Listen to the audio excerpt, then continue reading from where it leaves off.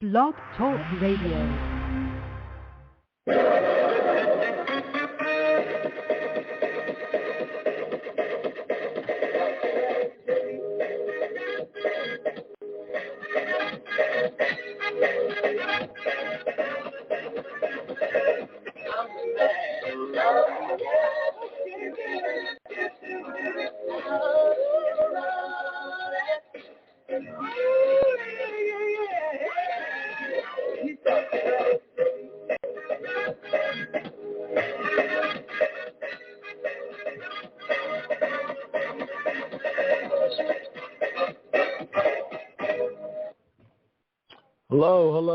Hello, everybody, and welcome to another episode of the Slim and Kim Show.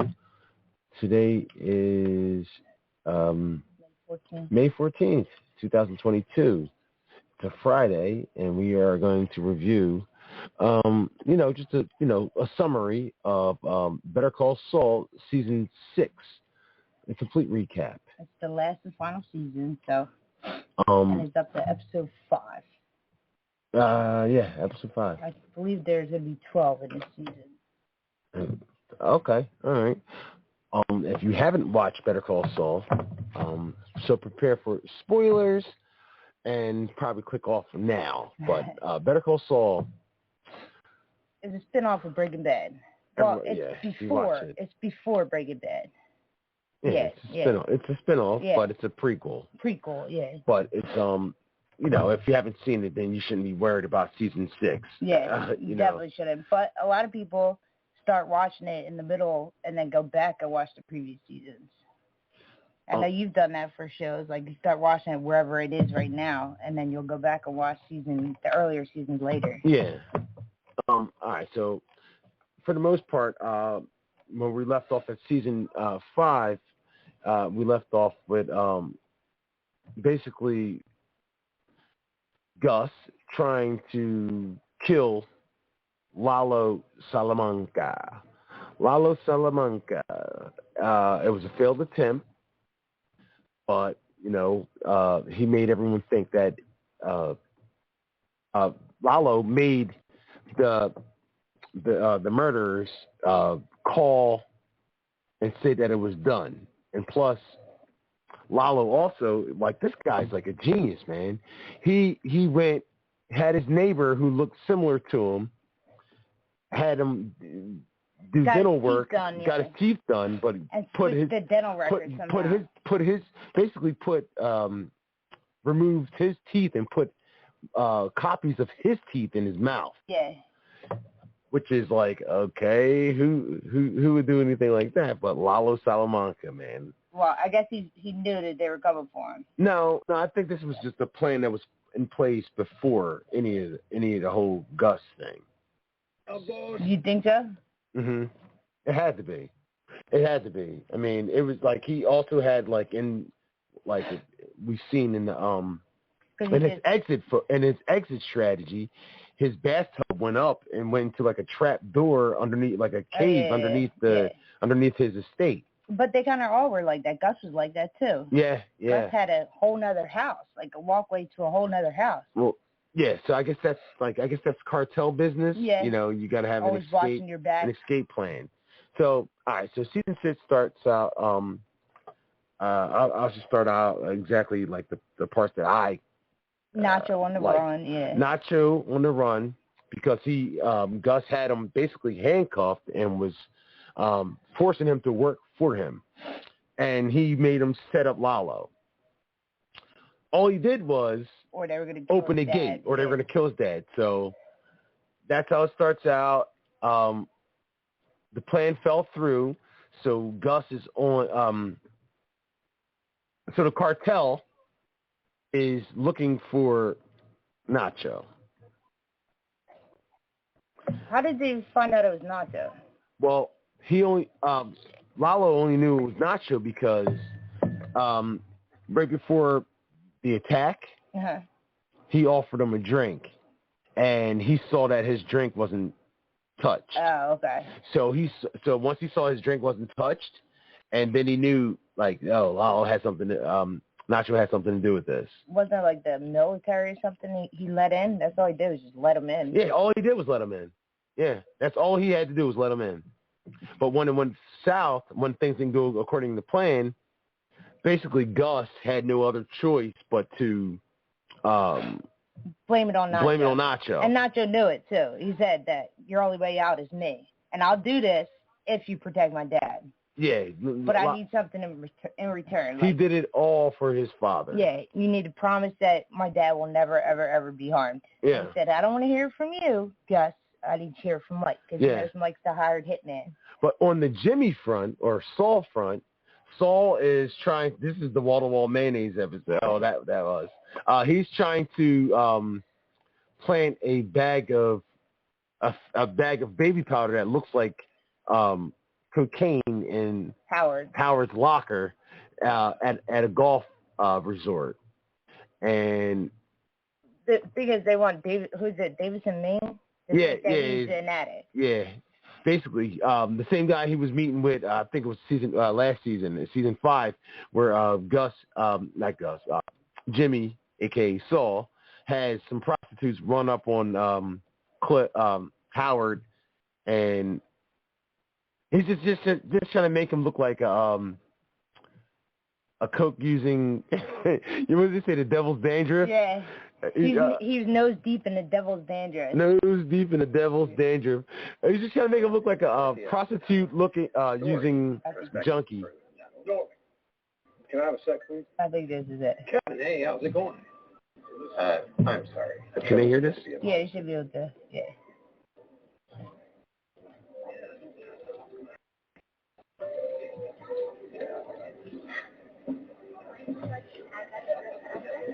Saul's on the tour. I love this. I'm so sorry, but I've just been reminded that, in fact, we have a 2-year waiting list. 2 years? Wow. Maybe I could go on the tour anyway. I mean, because Saul's doing some funny shit. Well, unfortunately, we suspended tours for the moment. You're not even giving tours. Yeah, I apologize for the inconvenience. We'll be happy to call you if the situation changes. You left your number? Well, we'll be in touch if the situation changes. Again, I'm sorry. He was already on the tour. We had a few crosswires. Well, okay then. All right, pause it. The guy from the bank. He embarrassed him from the president of Mesa Verde. Sees Saul trying to get a tour, and I guess he doesn't want him to join the club. So he tells the dude that there is no more. That he's banned, no more tours. No more tours. Kevin. Yeah. Why Kevin? I don't know. From Mesa Verde Bank. Yeah, he's the president of Mercy. Kim's old boss. Yeah. So, all right, play it again. Play it. So he was already on the tour, and then Kevin called him over, like, wait a minute. Don't let that guy. Don't let that scumbag in here. And then he made up a lie and said that all tours were canceled. He forgot. Yeah. Saul's not going to take no for an answer. If Kevin's watching, make sure he leaves. I love what Kevin says. You're Jewish. Okay. Just so I understand, you were going to give me a tour and then you realized you don't need new members? You have a waiting list. Okay, but you're the membership director, so you would have known that before. It just doesn't really add up. I mean, I came in and everyone was rolling out the red carpet, and then all of a sudden something changed. Mr. Goodman. Goodman, the name. The second you heard it, everything turned on a dime. Waiting list. I think you're talking about an exclusion list. It's okay. I should have known because, I mean, look, it's wall-to-wall mayonnaise in here. So, listen, if you're going to be restricted, have the courage to say so. There's no question. He said it's wall-to-wall mayonnaise in here, like he's not white, too. Yeah, but I guess Jewish people don't consider themselves white, I guess. Is that what it is? Wait, there it is, folks. Hold on. Anti-Semitism alive and well right here in Albuquerque. Sure. We have many Jewish members. Oh, good. Well, you met your quota then. You met your quota. Start for you. Hold on. That's got to be the biggest load of horse crap I've ever heard in my life. Go crawl back in your hole, McGill, or Goodman, whatever you're calling yourself. What are you up to anyway? Ginning up another one of your put-up job lawsuits, you two-faced, blackmailing, money-grubbing son of a bitch. You're saying the quiet part out loud, I think. Gentlemen, can we just keep the volume down? You know damn well that's not what I meant. In this day and age, I'd hoped and prayed we'd be beyond this. You're about as Jewish as my Aunt Fanny. 5,000 years, and it never ends. There it is, violence that always comes to this. So watch out, please. Come on, Kevin. Go to hell, you Watch lying out. sack of shit. Kevin, watch out. Sir, Mr. Goodman, sorry. I have to say, that is All right. not a deal member here. I wouldn't walk through those doors again after what happened to me here today. Yeah, awesome. So Saul is basically doing all this just to get a bag of powder into Kevin's locker. And you're right. Those I looked it up. Many Jews consider themselves non-white. Yeah. I didn't know that. Yeah. Okay, so yeah, it's all just to set up Howard still over the what's it called, the nursing home money? Sandpiper. The Sandpiper money. The Sandpiper money. It's still all over the Sandpiper money. Howard's like holding it up for more money, but some people, most of the residents want their payout now. Yes. Plus Saul and Kim want theirs. Yeah. I think Saul gets what, $2 million? Yeah, and Saul's now transitioning from Jimmy to Saul. Yeah, but Kim is definitely a big part of his transition. who he is. Yeah. Like there's been like little nuggets and snippets of what things that happen, who he is in Breaking Bad, where you're like, wow, Kim made him do that. I'm curious to see what happens to Kim, because we know she's not in Breaking Bad. That's the biggest mystery of the show. What happens to Kim? What happens to Lalo? Yeah. That's pretty much what happens to Howard. And That's the main things that we don't know. I don't really Howard, get what Lalo's doing right now. Kim, he's in Germany. I know, but what is he? He's trying to figure out. He's trying to find proof. He's trying to find proof that Gus is being dishonest to the cartel. Oh, I thought he was trying to figure out what he was building. And he is, because he feels like he's building something that's dishonest to the cartel. It is, I guess. Why? It's an underground lab. He sells meth. Who cares if he has an underground lab or not? Remember? But does Who cares? Sell to the Salamancas? No, he's a part. Remember, that's the only thing that's keeping the peace is the fact that they're both under Don Eladio. Yeah, but wasn't it the Salamancas and Gus? Wasn't it Gus's drugs, Salamanca's transportation? No. Something like that. Salamanca's drugs, Gus's transportation, but also Gus's. They're basically working in the same territory. Yeah. Okay. But remember, Mike got Hector's transportation shut down when he shot the sneaker with the cocaine. Yeah. He got his trucks, his ice cream trucks shut down. Yeah. So then that's the part where he's so mad. Here, pull that part where he's like, it is personal. Do you understand what that whole thing was about? I got it. He didn't want they were telling Hector that he had to use Gus's trucks only. And he didn't want to. He felt like they were cutting him out. After he already wanted to he tried to make Gus use his trucks, but Gus wanted him to use his trucks. Because it's more on him. So, all right, let's play that scene real quick. The best. Hector shows that Hector's like the best actor. And then he goes to choke system.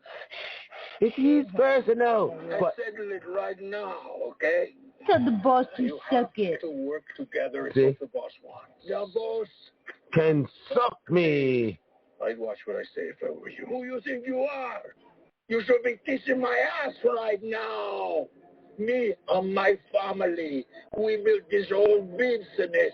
We all did together. No. Salamanca did. Salamanca money. Salamanca blood. You have to calm down. That's the end. I pay for it. And you treat us like dogs. Hector, this isn't personal. It is. It is personal. It got cut off. Yeah. But that was the whole thing. So that happened. That was happened 2 seasons ago. But season 3, episode 10. Yeah, he was upset that Gus looked better to the cartel than the Salamanca. I thought they felt like they were being pushed out, kind of. No, they were just being manipulated. Gus was trying to take over. They were just being manipulated by Gus in every turn and corner. Gus has been a step ahead of them. And they're like, wait a minute, like, we've been here from the beginning. Is our muscle, our money, our gang, and that was fine until Gus came along. Yeah, well, Gus has built his restaurant as a front, but also as a way to ship the drugs without eyes. Do you think Hector the Salamanca's how Walter did, where Gus wasn't really after him, but with all the shit that he did and the paranoia, he made Gus want to kill him? You think Hector kind of did the same thing with all his paranoia, kind of made them kind of want to push him out? Made who want to push him out? The cartel? Yeah. With all his paranoia and all his trying to get Gus out. He never trusted Gus. Yeah. And he was right not to trust Gus. Right. The whole time. But the Don Eladio and the rest of the cartel, it was all about money. They just all but Hector realized that Gus never let go of the fact that they killed his friend or his boyfriend. In the day, Hector realized that he never got over it. That was his boyfriend, wasn't it? That allegedly, I don't know. Yeah. But Hector realized that he never got over it. And the rest of the cartel was just like, yes, he did, because he just keeps giving us money. And and his trucks, and it's all about business to him. Only Hector could see the fact that it was that he never got over it. Yes. So that was one of the things. But once he was crippled, Hector wasn't as strong, and plus his family isn't him. So he controls them all. His whole family, everyone listens to him. Yeah, he is the head. He's the what did you do to my Tio? Why do you think they still call him after the stroke? And he did A B C D. Yeah, tell him what to do. They still follow Hector's lead. Yeah. And he said he was more like Gus. That's why Gus wanted to destroy his family, because he knew nothing meant more to Hector than his family. Yeah. He was so proud of his family. He was so proud of his nephews. He was so proud. He's like, oh my God, he only had to do 6 months. He'll be in there forever. And that's what started the beef between Mike and Hector, because Tuco, his nephew, who he loves, and the two twins, the murder twins. I don't even know their names. The two murder twins. I just know they're Lalo. Twins. The Salamancas are definitely a force. Yeah, they are. They definitely are. But the driving force is Hector. Yeah. All right, so it continues. So once where were we? Oh, okay. All right, so Nacho basically gives himself up. All right, let's play the scene. Let's play the scene, the Lalo scene. So what they do is, they basically tell him that he has to turn himself in. He has to turn himself over to the cartel. Yeah, well, Gus doesn't want him to snitch because Gus is dead. Yeah. Yeah. If the cartel finds out that Gus is the one that set it, and they kind of think it. They kind of think that Gus had a part to do with it. Yeah. They just need Nacho to say it. That's when he started laughing, chicken in? No. But they have a gun. They basically have a gun to Nacho's father's head. If he turns on Gus, then he's done. And that's all he knew. His last dying breath was to say he was dead. And he knew with this. The whole time he was willing to die for his father. With this last thing he did, his father would be protected forever. And that's how he felt. If I die, my dad lives. Yeah. Okay. Forever. They'll forever watch his back. I didn't like the fact that because he trusts Mike. He believes Mike, and he knows that Mike won't hurt him after he said he wouldn't. That's why. I didn't like the fact that they killed Nacho like this. Nacho was a good guy, right? All for Gus's he was in the game, all for Gus's revenge. He's the chess master. All they did was open the door. That's it. That's all he did. He has to die for that. He didn't try to murder him. Because your plan didn't go throughout. I didn't like that they killed Nacho like this. I just didn't like it. So Gus and them turn Nacho over to the Salamancas and the cartel, and he's basically going off a script of what they want him to do. Mike told him what to do. Yeah. Well, that's what Gus wants him to do. Mike Victor didn't want him to die either. What's the black dude's name? What's Gus? The one that got blown up with Gus? Tyrus and Victor. Mike didn't want Nacho to die either. No, he did. He tried to save him. Yeah. And Gus wanted to kill or threaten his father, and Mike was like, either you're gonna have to get through me. Yeah. That's the first time we ever see Mike actually openly defy. Because he promised Nacho he wouldn't. His dad would be safe. No, this is before he promised him. But Mike was willing to fucking die. I guess it concurs. I guess he was willing to die to protect Mike. Remember, Mike, here, pause real quick. Mike does not like people that aren't in the game to be hurt. If you're in the game, he doesn't care. But if you're not if you're in the game, he doesn't care about killing you or whoever else that's in the game. Yeah. But if you're not in the game, he doesn't want innocent people to die. And that's why that goes back to his guilt over his son, him getting his son. He feels like he's responsible for his son getting killed by the dirty cops. But then isn't Nacho even in this trying to protect his dad because they were like extorting his dad? So he kind of like stepped in his dad's place. I forget how Nacho got in it. Nacho. Well, you say you forget how Nacho what? Started working with. He was working with Tuco, and then he realized Tuco was an asshole in season 1, and then he hires Mike to get rid of Tuco. He wanted him to kill him, but Mike refused to kill him, so he ended up just like sending him to jail. And then once he sent him to jail, Tuco got caught with a gun, and then the Salamanca and the Salamanca twins started threatening Mike's family because they wanted him to take money, a bribe, and to say that the gun was his, so Tuco didn't do that long of time in jail. And that's why Mike goes after Hector, because he threatened to kill his granddaughter and his daughter-in-law. That's right. So Gus blackmailed Nacho. Same thing. To do that to Lalo because he found out that Nacho was trying to cause Hector to have a stroke. He saw that. No, he wasn't trying to have a stroke. He was trying to kill him. He switched his medicine, and Gus figured it out. So he blackmailed him. He wouldn't tell if he wouldn't open the gate for Lalo. Yeah, but also a bunch of other dumb stuff. Like he helped them burn down Los Pollos Hermanos. He was just playing both sides of the fence because Gus. But Nacho wouldn't have did it if he wasn't constantly threatening his father. Yeah. And they knew that was the way to get him, too. Because he cared about his dad. That's why he tried to kill Hector, because Hector basically tried to drag his father into it by saying he wanted to use his father's trucks. Of his apologies, he's like, my dad's a regular guy. He's like, no. That's why he's like, all right, well, Nacho tried to kill Tuco and Hector. he almost killed Hector, and he got rid of Tuco. So Nacho hates the Salamancas from the beginning. All right, let's play this part. Today you are going to die. But there are good deaths and there are bad deaths. Juan Bosa. Tell me what I need to know. I'll see that your death is a good one.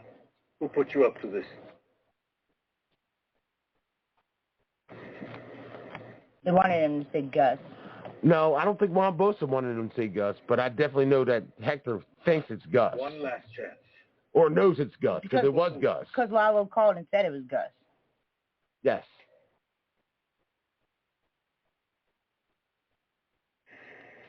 Now Mike's hiding up in the hills with up in the mountains with a sniper. I think he wants Nacho to kill Don Bolson, whoever that is. I'm not sure, but I think so. He says do it. Yeah. Was Alvarez. Los Angeles, out of Peru. They paid me to set up your nephew. And I did. He's pointing at Gus. Hector's pointing at Gus like, he did it. It was him. Everybody knows what he says when he dings his bell. Yeah, what he's saying, it was him. It was the chicken man, yeah. It's him. It's him. He did it. He tried to kill my nephew. He's personal. It is, Gus. I know it. Is anyone else involved?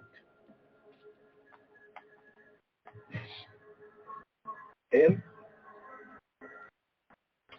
You think so? Chicken man? You think that's chicken man? What a joke.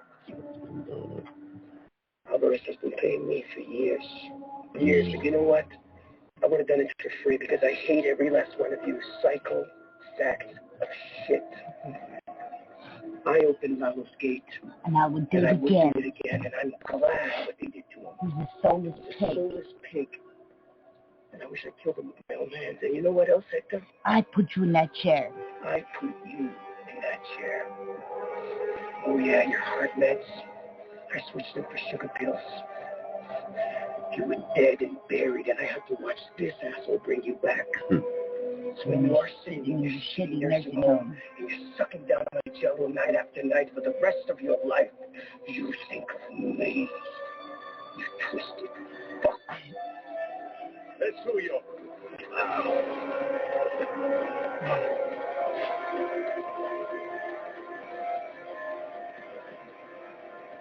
Not just stab Don in the leg and hold the gun to his head.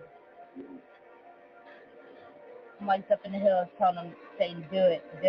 I think you wanted him to charge Victor like the plan was. I think you wanted him to kill him. Juan Bosa? Yeah. And then in the end, Nacho shoots himself in the head. That's the end of Lala. Not Lala. Hector starts singing his bell. Ding, ding, ding. Take me to him. And the Salamanca twins knew exactly what he wanted, and they picked up his chair, so they walked over, shoot his empty clip into his dead body. His corpse. Like Mike said. He should be.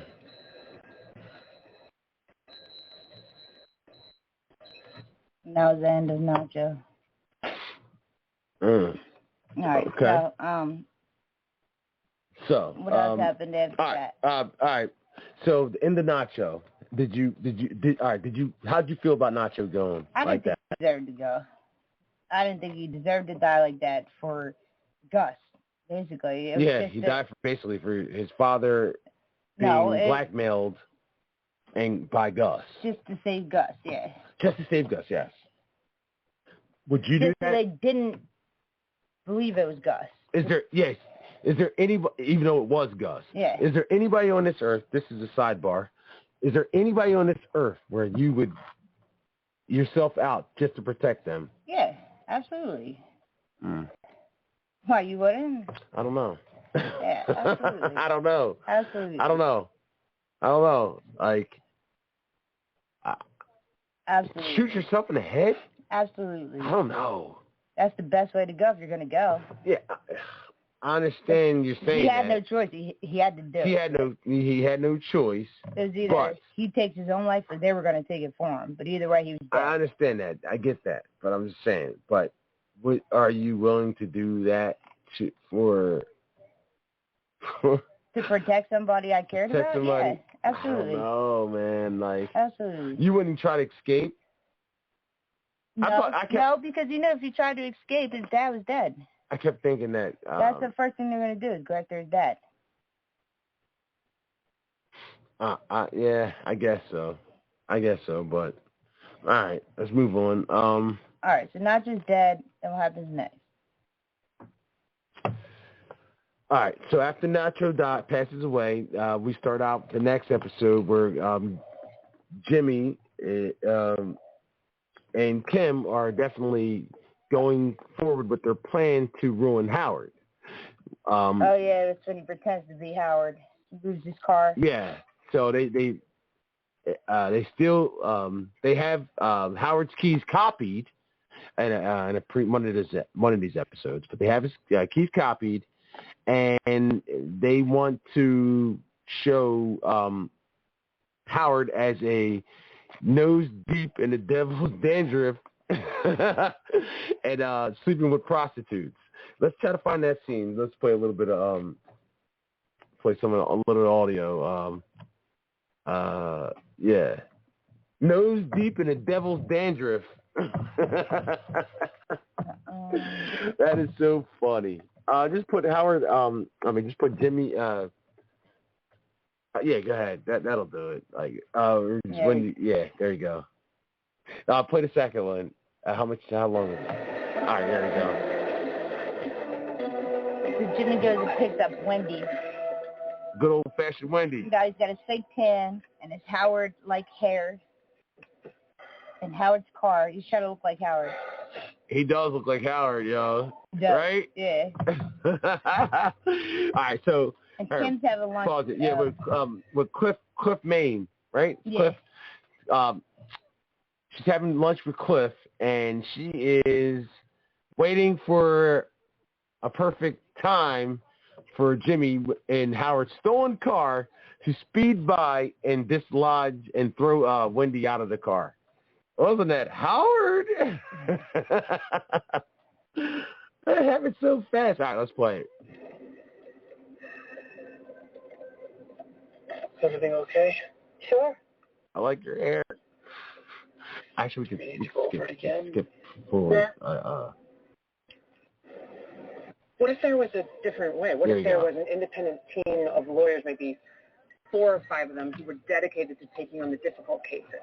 I'm not saying a few lawyers can solve a massive systemic problem, but they can make it better. And why come to me with this? Kim talking to Cliff Maine. Well, if I wanted to shine you on, I'd tell you it's because you're known for your social conscience. But the truth is, it's because of your connection to the state government. You can make things happen. Fair enough. They are setting up Cliff to see Howard. That's the whole thing. I should tell you to go to them and get in line with all the other worthy causes. But you're putting your money where your mouth is. I'm sure you've heard something about my son's drug problem. Pause it real quick. Gregory struggled. All right. So Cliff's son has a drug problem. So I think they knew this. This is why it had to be him. When he just asked, why him? Well, they knew that his son has a drug problem. And when you have people that you care about having drug problems, they hear all the excuses in the world.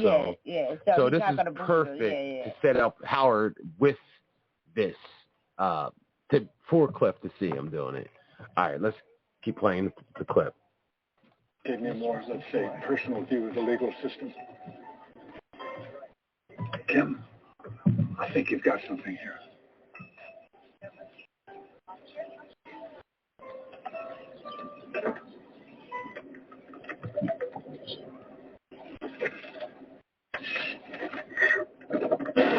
All right, she tells him to go. You can't skimp on the support staff. They're the beating heart of the operation. I know that's true in our office.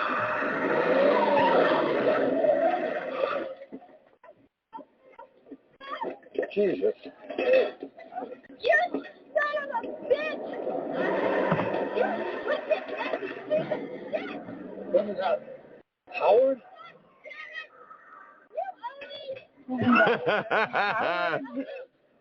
Wasn't that Howard? No, it happened so fast.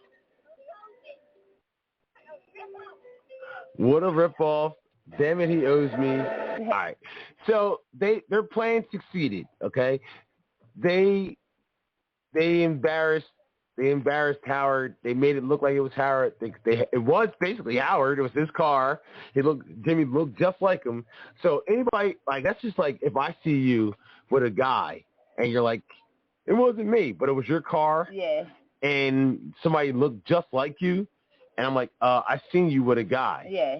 And in you your speeded car, by me. Your license plate. Yeah, in your car.